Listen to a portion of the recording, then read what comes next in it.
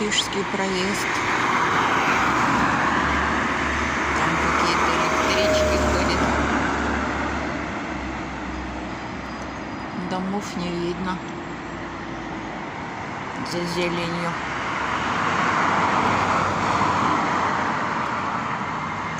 Вот они такие.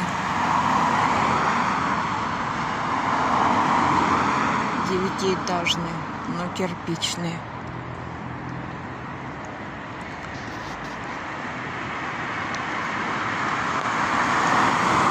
Это гораздо лучше.